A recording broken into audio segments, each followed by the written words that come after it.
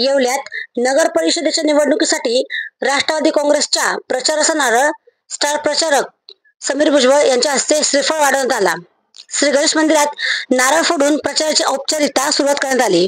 यावेळी राष्ट्रवादी काँग्रेस, अजित पवार गट, भाजप, आरपीआय आणि इतर मित्र पक्षांचे नेते, नगरसेवक, पदाचे उमेदवार व पदाधिकारी मोठ्या संख्येने उपस्थित होते। यावेळी बोलताना माजी खासदार समीर भुजबळ म्हणाले की मंत्री छगन भुजबळ यांनी येवला मतदारसंघात केलेल्या विकास कामाच्या बळावर राजेंद्र लोणारी यांचा विजय निश्चित आहे असा विश्वास व्यक्त केला। दिवसभर मराठी न्यूजसाठी दीपक सोनवणे, येवला। राष्ट्रवादी काँग्रेस पक्ष व भारतीय जनता पक्ष यांच्या संयुक्त युतीने येवला नगरपालिकेची निवडणूक आम्ही लढत आहोत। नगर अध्यक्षपदाचे आमचे उमेदवार राजेंद्रजी लोणारी आणि त्याचबरोबर प्रभागातील सर्व उमेदवार आज इथे जे आहे प्रचाराचा शुभारंभ करण्यासाठी आलेले आहे।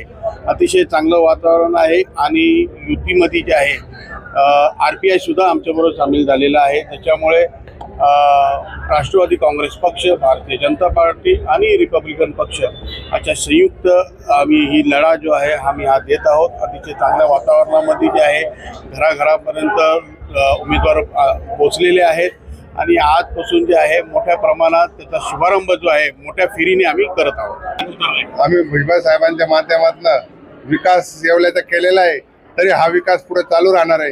त्यासाठी साहेबांनी मला उमेदवारी म्हणून दिलेली आहे आणि हा जनतेची अहोरात्र सेवा करण्याची संधी मला दिली साहेबांनी आणि ही संधी आम्ही हमेशा ठेवणार आहे।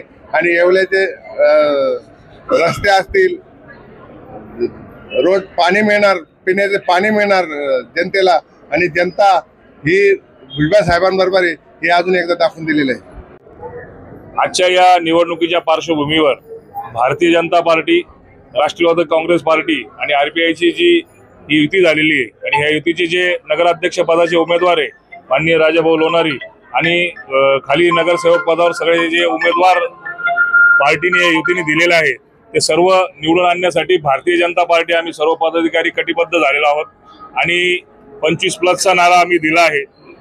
आणि ह्या नाऱ्याला हे सगळं भारतीय जनता पार्टीचं केडरबेस असू द्या, हे सगळे कार्यकर्ते असू द्या, यांनी सगळ्यांनी समर्थन दिलेलं आहे आणि आम्हाला ह्या जनतेकडून विश्वास आहे की जनतेला विकास पाहिजे, जनतेला, सर्वसामान्य जनतेला आपली कामे झालेली पाहिजे।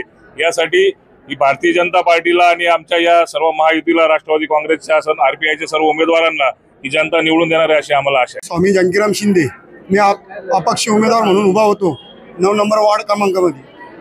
आमचे सुहास भाऊ भांबारे अध्यक्ष सिंपी समाजाचे, मी यांना जाहीर पाठिंबा केला आहे।